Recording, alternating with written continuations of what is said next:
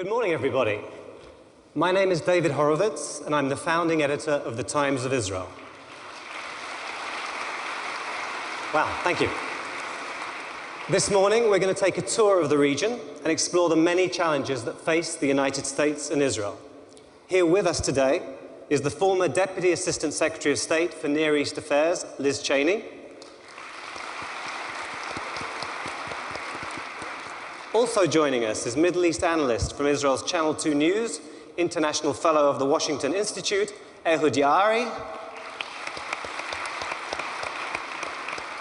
And last, but certainly not least, former member of Congress and the president of the Woodrow Wilson Center, Jane Harman. Now let's jump right in with the most difficult and complicated issue, Iran. In the last few weeks, we've seen Iran threaten to close the Straits of Hormuz. We've seen terrorist acts with ties to Iran occur in Georgia, Thailand, India. Jane, I know you've long seen Iran as a global problem, not just a problem for Israel. Can you talk a little about that? I'd love to, but let me first say thank you to the Republicans and Democrats in this huge hall for so much support and love over 17 years in the United States Congress, and especially in 2009, when I was the victim of a political smear campaign. I will never forget Lee Rosenberg and others meeting with me to tell me, Jane, we have your back. It really meant a lot. And my one plea to all of you as you visit congressional offices in the next 2 days and push for an agenda which I fully share is that you urge them to stay bipartisan on the state of Israel. Israel loses if we make her a political football in this campaign. Now, about Iran, you are right. I have long worried about Iran. I'm a Jewish grandmother and soon to be a Jewish great-grandmother, so I come by this honestly. But Iran not only is an existential threat to Israel, which we all understand and get, and the clock is ticking, but Iran has shown over the years that it is capable through proxies like Hezbollah to attack this hemisphere. The attacks in Buenos Aires in the 90s were the largest massacre of Jews since the Holocaust. More Jews died there than died on 9/11, so we better take this seriously.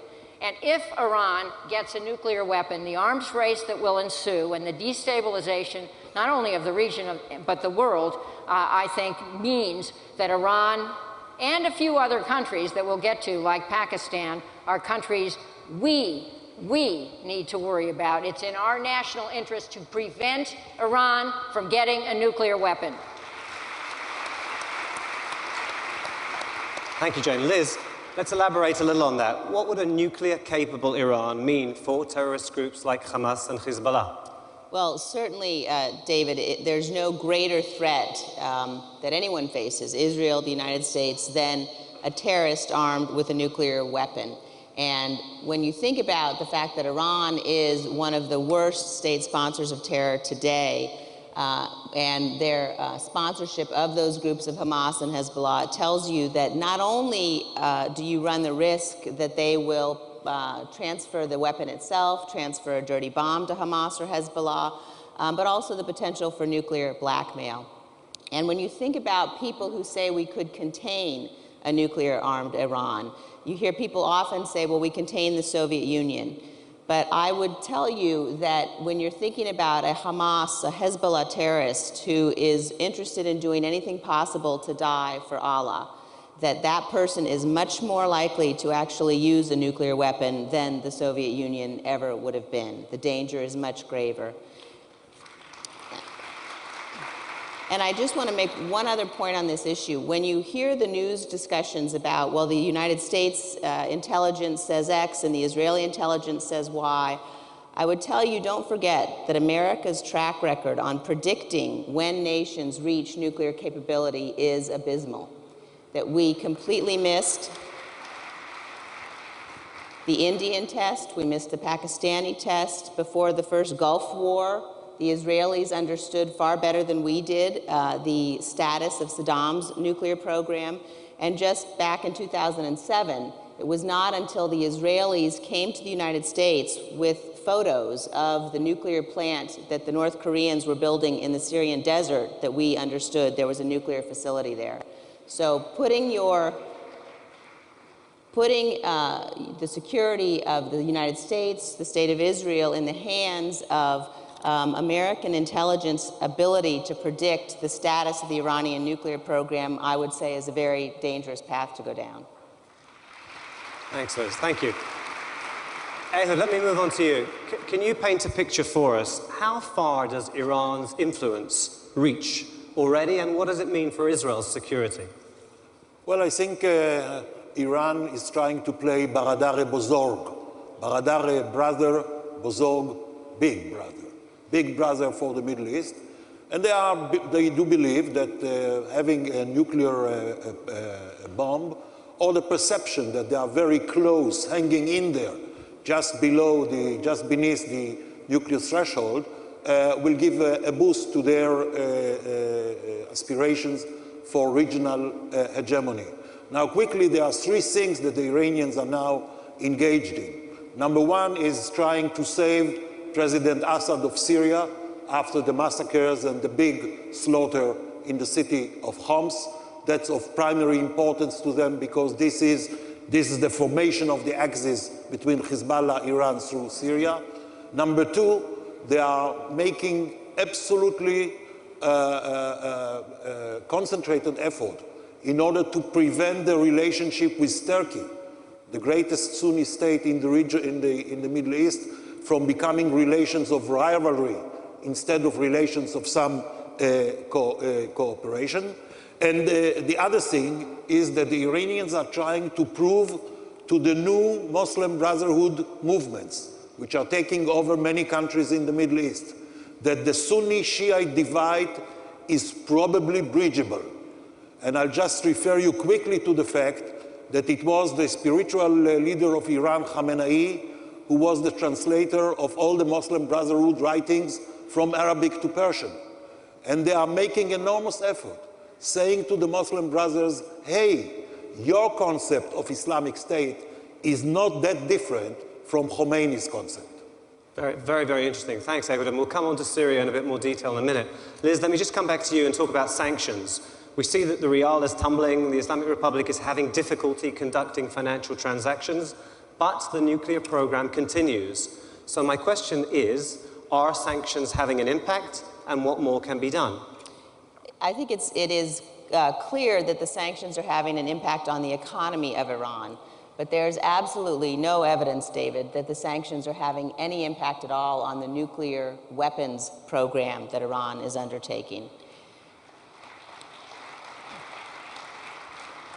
And I think it's important to remember here, as we look at what Iran is doing, it often seems to be the case that people say, well, you know, they need to attain a level of sophistication that other countries have attained. They need to be able to weaponize the uranium. They need to be able to put the uranium on a missile. They need to be able to test it in the way that we've seen other nations do. And I would just urge that that, in fact, is absolutely not the case.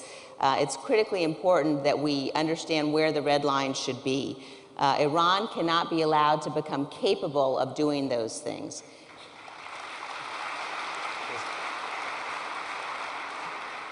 And finally, I would note that anybody who tells you that they haven't decided whether or not to pursue a nuclear weapon needs to explain why then are they willing to stomach the economic pain of the sanctions, and why are they turning the IAEA away repeatedly from sites that the international community wants to see. Thanks, Liz. Jane, I know you want to come in on this as well. Let me ask you, a nuclear-capable Iran, should that be a red line for the United States? What dangers does that pose, even before it becomes an Iran that's got a nuclear weapon, about to break out to a nuclear weapon? Well, I think Iran already does pose considerable dangers for all the reasons that have been mentioned. I do, however, disagree about the assessment of our intelligence capability. This is something I'm very close to, and after our initial failure in Iraq, Congress passed the Intelligence Reform Act, and we do much better.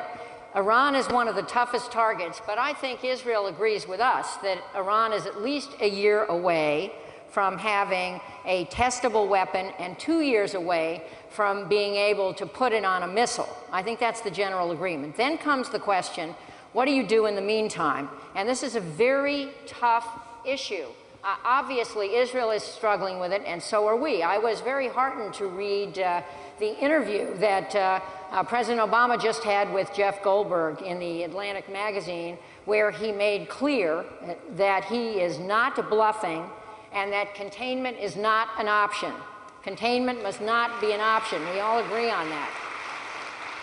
You pointed out, or Ehud just pointed out, that the Muslim Brotherhood is now in political power, increasingly in countries surrounding Israel. And it is very important to think about the changes in the neighborhood as we think about how to stop Iran. And so my suggestion here is, with respect to sanctions first, they will fully kick in this summer. Even the Iranians have admitted that they are biting. The rial has been devalued by 75%. The transportation, banking, and petrochemical industries have been devastated inside Iran. There are no spare parts in factories. The GDP is zip. And the Iranians, according to polls, are blaming their own government, which is fighting with each other, rather than us. The entire world is cooperating. Russia canceled the S-300 sale to Iran.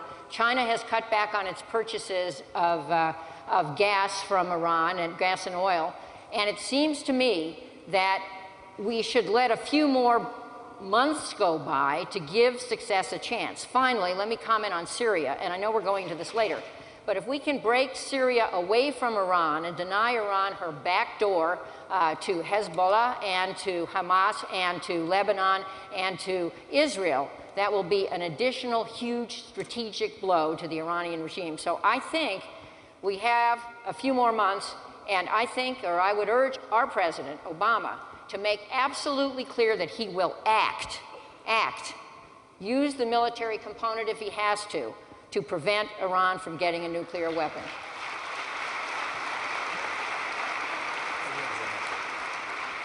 I imagine, first of all, we could spend the entire panel time talking about Iran, which wouldn't be a bad thing, but I do want to cover a lot more ground. I imagine we're going to hear a great deal more in the next couple of days, including quite soon, about the American assessment and the Israeli assessment and so on. Let's quickly move on to Syria, Ehud, which of course is in the midst of a horrific crackdown. 8,000 is a fairly widely circulated figure of people killed by the regime.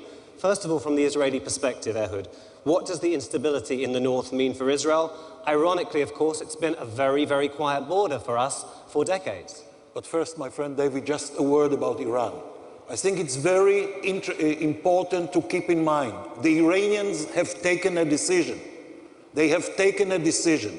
The decision is to do everything so they get as close to the bomb within reach of a breakthrough, which will probably take 60 days, no more. That is between visits of the IAEA inspectors to Iran, they will be able to enrich uranium to a military grade. So this decision has been taken. They are going to hang in there for a time now. As for Syria, I think Israel has taken a decision, a quiet decision, that the devil we do not know in Syria is better than the devil we know. We know Assad, we have seen in action the nuclear reactor, the total support of Hezbollah, more missiles, which are of Syrian make, were fired at Israel in the war at 2006 than missiles that came from Iran, for example. I believe that from an Israeli perspective, breaking the axis between Syria and Iran is extremely important. I do not share the concern of many that Syria is bound to fall under the leadership of the Muslim Brotherhood.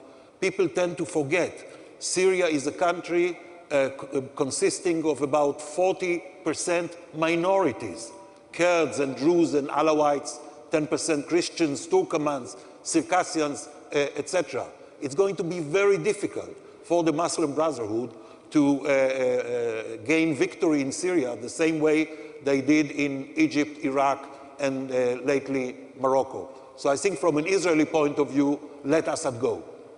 Well, Jane, then let's be specific. How can we get rid of the oppressive regime in Damascus? Is military intervention something that should be considered? Is it viable? I think military intervention would be very difficult there, and we would lose the world coalition that we have put together with the tragic exception of China and Russia to support regime change. I did suggest in an article last week in the Wall Street Journal that the example of Yemen might be worth looking at. 6 months ago, I would have said, at least for that snapshot in time, that Yemen was the most dangerous place on earth.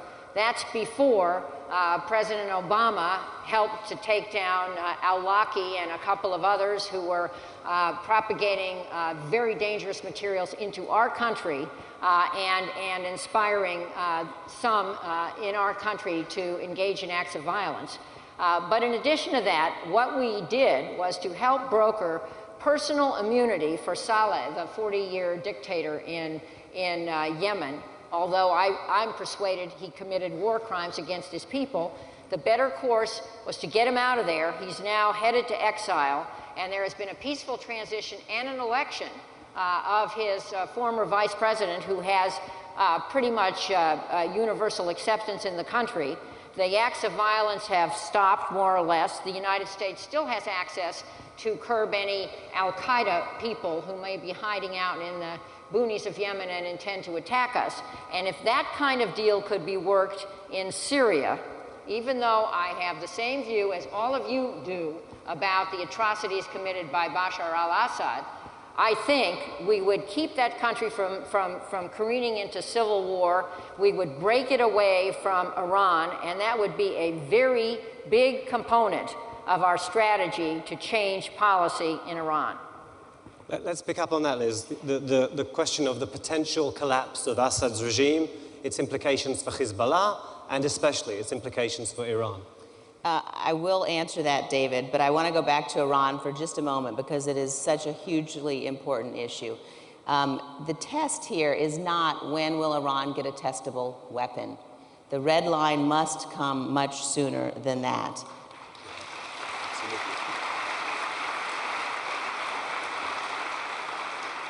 And secondly, the president's interview with Jeffrey Goldberg, while interesting, is not a policy. And everyone in this room knows that President Obama and members of his administration have spent many, many months now issuing public statements that are more focused on containing Israeli action than they have been on containing Iran.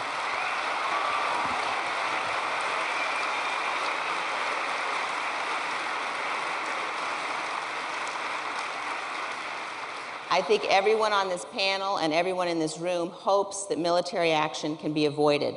But the only possible way for it to be avoided is if the Iranians understand that we will stand firmly shoulder to shoulder with the Israelis and that we will, in fact, take military action if necessary.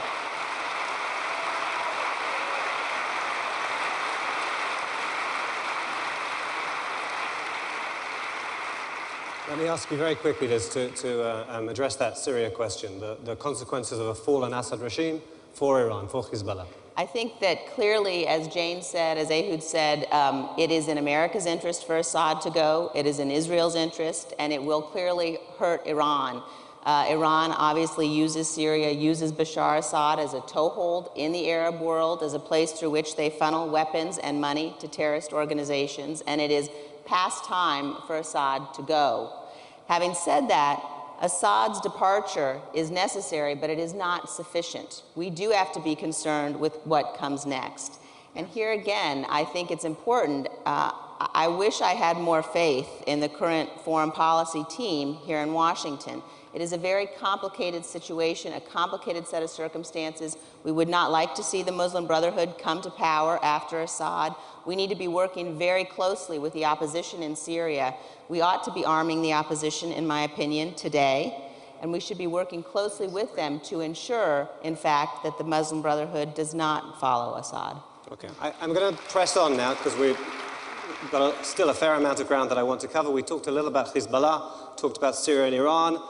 The Jewish state faces a threat also from Hamas and the possible reconciliation between Hamas and Mahmoud Abbas's Palestinian Authority. So Liz, let me come back to you first. What is Mahmoud Abbas's thinking behind inviting Hamas into his government? I don't think I've ever been asked before to speak for the Palestinian Authority. So I don't know what his thinking is. But I think it's absolutely clear that the message from Washington, D.C. publicly must be that the Palestinians will never have a state if they have terrorists in their government. Yeah, I agree. Okay. Okay. Let me quickly go on to Jane with the same train of thought. Can Israel be expected to negotiate with a Palestinian government that includes an unreformed Hamas? No, absolutely not. But let me disagree a bit with Liz's comments about this administration focusing only on containing Israel. I think this administration has done more than any in history to help Israel protect herself. There is a 10-year, $30 billion military commitment, $3.1 billion in this year. There's over $600 million to be spent on missile defense, twice what was spent in past years. $200 million on Iron Dome, which I know we all agree is already saving lives.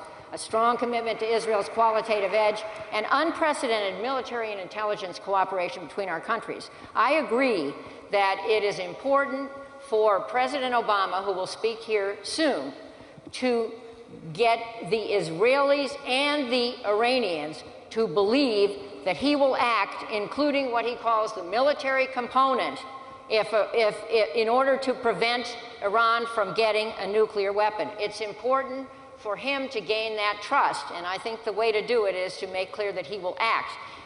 Iran only acts when she perceives that force will be used against her, so the strongest possible communication is necessary. But in the end, we should understand we have a world coalition now supporting sanctions against Iran. We have most of a world coalition trying to force regime change in Syria. The sanctions have not fully taken effect yet. And if we can find the means to stop Iran from getting a nuclear weapon short of military action, I think we could potentially prevent something that has been hard for our country, which is the 10-year saga in Iraq and Afghanistan. It's much easier to go into a country than to leave it, and we have paid dearly in treasure and lives, and the results in those places are still uncertain. It's very upsetting that the head of Iraq, Maliki, is pro-Iranian. That's a very, very troubling fact. And so it seems to me, to the extent we can be clear-eyed and focus together on a mutual set of red lines, and it is absolutely clear that the U.S. will act, hopefully with the world coalition, using military force if nothing else works. That is the best defense of Israel, and it is the best way to change the policy in Iran. Thank you, Jane. What I want to do now, I hope we're going to be able to, is to try and cross to Jerusalem. We've spoken about some of the threats on Israel's borders. For some on-the-ground insights there, I see my colleague. We're pleased this morning to go live to the diplomatic correspondent of the Times of Israel, Raphael Aaron. Raphael, as an Israeli, what are the threats that most concern you? Good morning, David. Good morning, Raphael. Well, of course, everybody is talking about Iran. We are very well aware that the Ahmadinejad regime is inching towards a nuclear weapon. We are keeping an eye on the situation, and of course, we're looking forward to what's being discussed at the AIPAC conference and the meetings between President Obama and Prime Minister Netanyahu. The camp is basically split here in Israel between those who feel that Israel needs to launch a preemptive strike at Iran to perpetuate, in a way, the glorious tradition started in 1981 when Israel established that it will not tolerate its hostile neighbors acquiring nuclear weapons. Then there are those, of course, who feel that the consequences of a military strike on Iran would be so dangerous that it better be thought about twice. Recent military authorities have said in Israel that 20,000 missiles are being launched at Israel that could be fired at any given time if Israel attacked and Iran decided to retaliate. And Defense Minister Ehud Barak also spoke recently about possibly 500 casualties in case of such a retaliation. So we Israelis are very wary of that, but on the other hand, it would be mistaken to think that Israelis are panicking. They're certainly not panicking, we're just keeping an eye on the situation. The same is true for internal terrorism. It has been a marginal phenomenon as of late, and Israelis feel pretty safely. A quick word on Syria. Of course, that's the topic that dominates the headlines here over the weekend. People are appalled and outraged when they see these images on the television news. And of course, everybody is worrying what is going to happen the day after the Assad regime falls. Finally, a word on Egypt. Of course, we are very worried about what's happening in Egypt. The peace treaty is very important to Israel strategically, and Israelis remember very well last year when the Israeli embassy was attacked, and the embassy actually is still not back in its original place. The new ambassador, however, gave last week its credentials to the leader of the Egyptian military, Field Marshal Tantawi, in a cordial ceremony. Hatikva was played and hands were shaken and warm words were exchanged, and Field Marshal Tantawi told the Israeli ambassador that it's very important for the two states to maintain the peace that was signed in 1979. Back to you, David. Yes, thank you, Raphael. That's fascinating. I'll see you back in the office on Wednesday. And let's move, to where Raphael took us, the fact that for 30 years Israel has been able to plan its security strategy with a secure southern border in mind. With the changes in Egypt, Israel has had to rethink its baseline for defensive needs. So Ehud, looking at Egypt, first of all, do you think that the new Egyptian government, as it takes shape, will seek to uphold the peace treaty? I do believe that the position of the Muslim Brotherhood that they would like to preserve the peace treaty. Every statement that I have collected from Muslim Brotherhood leadership indicates that they don't want to bury the treaty. There is talk about some amendments, which is very dangerous.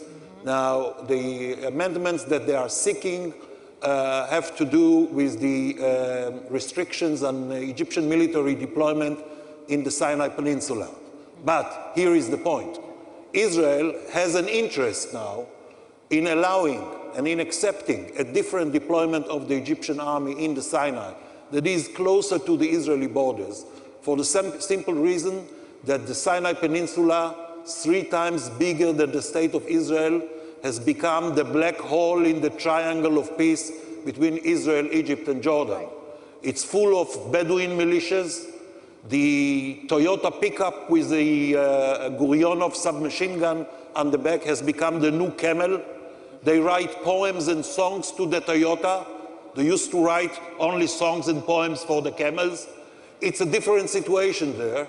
And it's a pity, but with the collapse of Egyptian security services and Egyptian police in most parts of Egypt, in Sinai, the Egyptian government has become an absentee landlord.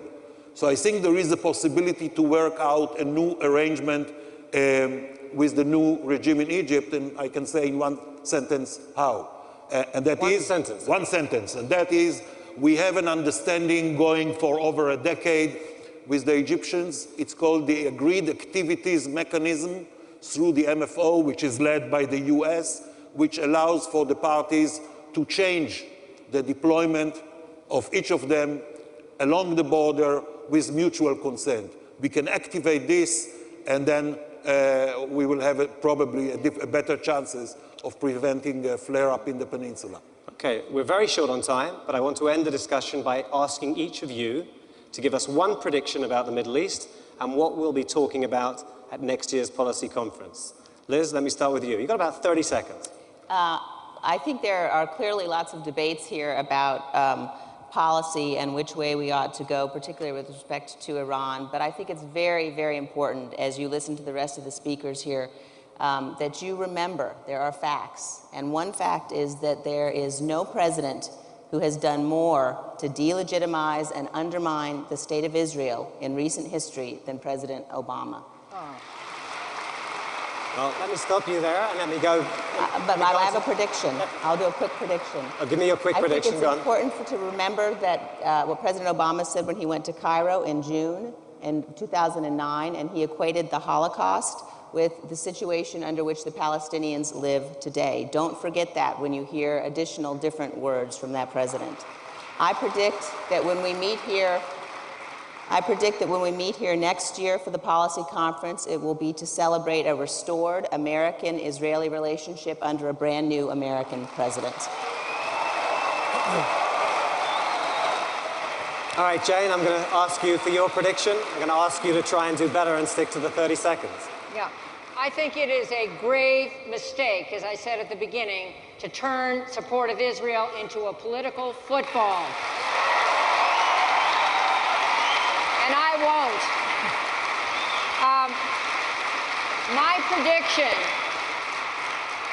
is that the world community will stick together on Iran, and that by the end of this year, this is a game-changer year, we will come together to the right answer about how to stop Iran, but also we must pay attention to Pakistan. Let's not forget that that's a country next door to Iran with 100 actual nuclear weapons and building more, and a failing civil government, a military force that is protecting terror groups inside of Pakistan. And Jeff Goldberg's last blockbuster article was called Ally from Hell, and made the point that there are at least 6 nuclear sites in Pakistan that are not adequately protected. So this matters to Israel and to AIPAC and to the United States of America, too.